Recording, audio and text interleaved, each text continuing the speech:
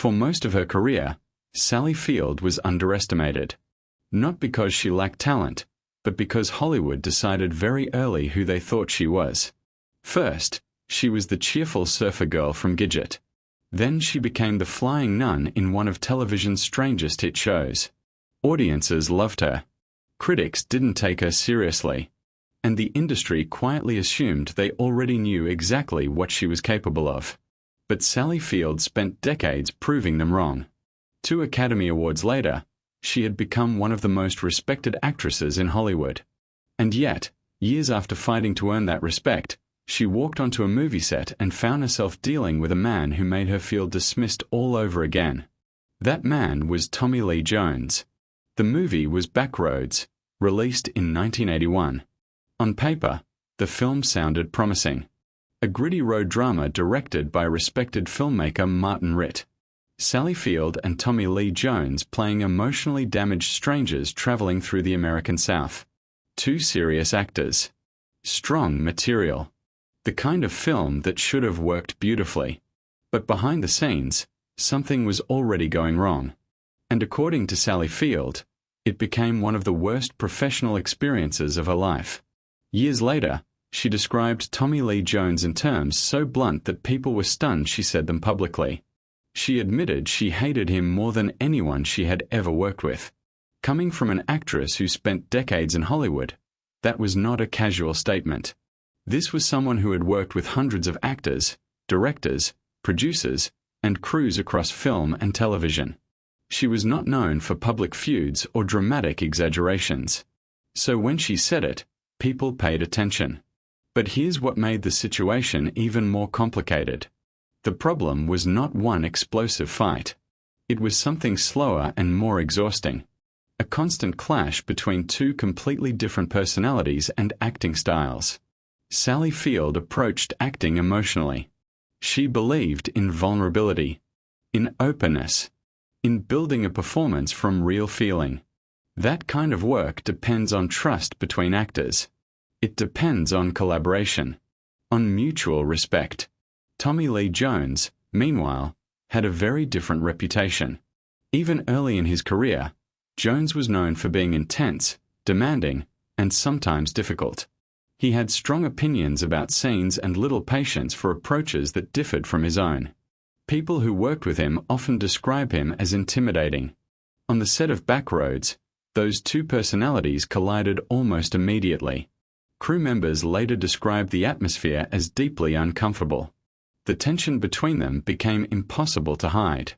And strangely enough, that real-life hostility actually improved the movie.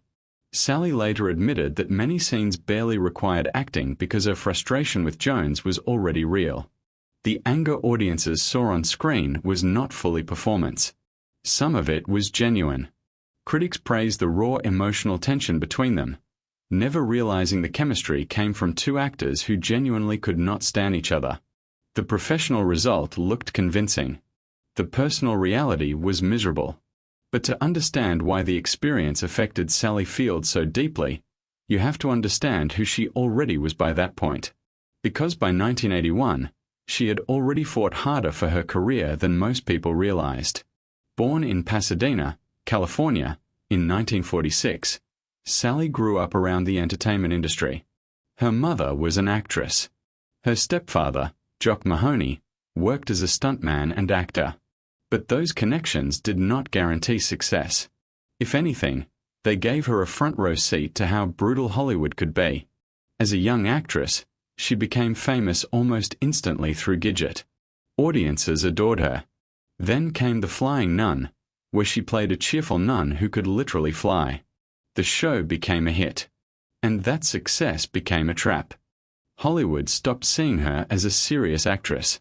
To the industry, she was cute, funny, safe. Nobody imagined she could handle demanding dramatic work. For years, she struggled to escape that image. And instead of accepting it, she fought back. She studied acting seriously with legendary teacher Lee Strasberg at the Actor Studio. That decision changed everything. Then came Sybil. The role required her to portray multiple personalities in one performance. Emotionally intense. technically difficult. And she was extraordinary in it.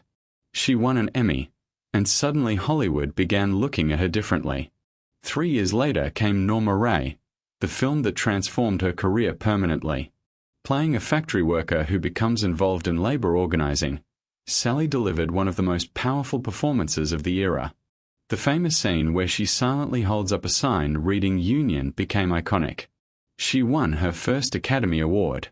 After years of dismissal, she had finally forced the industry to respect her. So when she walked onto the set of Backroads and encountered a co-star who treated her dismissively, she had absolutely no patience left for it. And there was another reason the conflict hit her so personally. She had just come out of one of the most emotionally complicated relationships of her life. That relationship was with Burt Reynolds. The two met while filming Smokey and the Bandit in 1977. The movie became a massive hit. Audiences loved them together instantly. They had chemistry both on screen and off. Reynolds later described Sally Field as the love of his life. But Sally's own description of the relationship, especially in her memoir years later, was far more complicated. She cared deeply about him, but she also described him as emotionally difficult, famous, proud, used to being the center of attention. Sally later admitted she often felt like a supporting character in his world rather than an equal partner with her own needs and ambitions.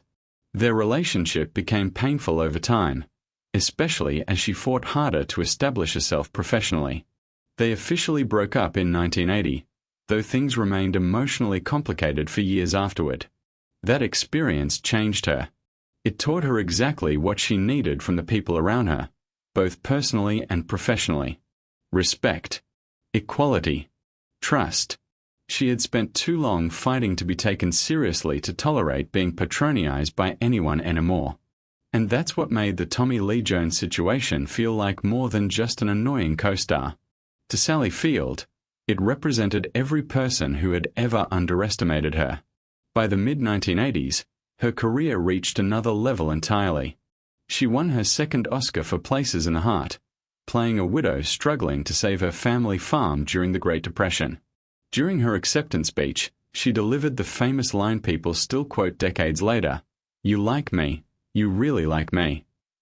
The moment became legendary, though often misunderstood and mocked unfairly over the years. But the emotion behind it was genuine. Sally wasn't begging for approval.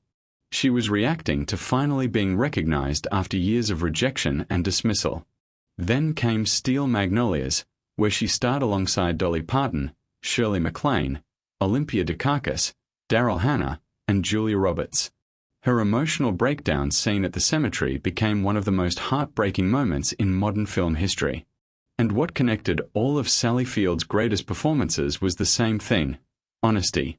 She never tried to make emotions prettier or easier than they really were. She leaned directly into discomfort, grief, frustration, and vulnerability. That commitment to emotional truth became her signature as an actress. And it also explains why she reacted so strongly to people she viewed as dishonest, dismissive, or disrespectful. In 2018, Sally published her memoir, In Pieces. And readers immediately realized this was not the kind of celebrity memoir written to protect reputations or settle scores politely. It was brutally honest.